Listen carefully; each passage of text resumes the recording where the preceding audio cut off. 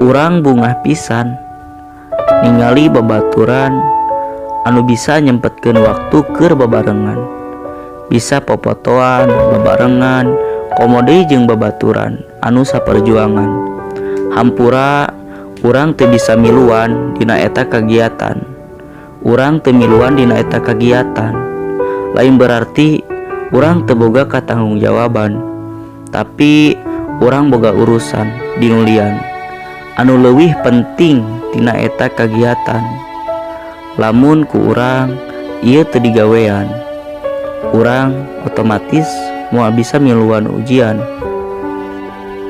Maraneh ulah ngeluh ku kacapean karena maraneh boga salah sahiji tujuan anu kudu digawean, nyaeta nyukseskeun kagiatan. Sanajan maraneh riripuhan, tapi ripuh eta cuma ujian.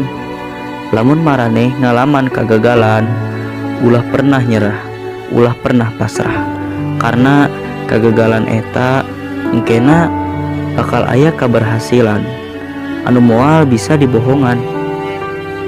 Maraneh sing inget ka babaturan, ulah boga niat hayang maehan, karena maraneh hirup tanpa babaturan moal boga dukungan. Urang kudu sauyunan, saling tulungan jeung sesama babaturan. Lamun hirup urang saling jeung pada jalma jeung pada manusia, insyaallah bakal menang kabagjaan tur kasuksesan.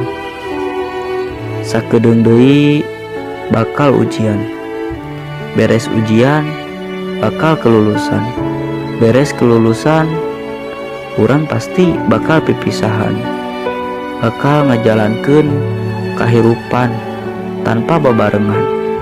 Tapi urang pipisahan lain berarti moal bisa ririungan.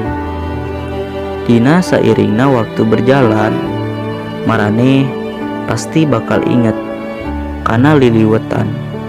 Sok sanajan maraneh tara udunan, bahkan urang sorangan dina setiap acaraan tara pernah milu udunan. Kadang-kadang anu udunan ngagunakeun cara SMP-an atanapi anu disebutkeun sudah makan pulang duluan. Anu ngadengekeun ieu omat ulah seserian, karena ieu salah sahiji kanyataan anu ku arurang pernah kaalaman jeung babaturan saperjuangan.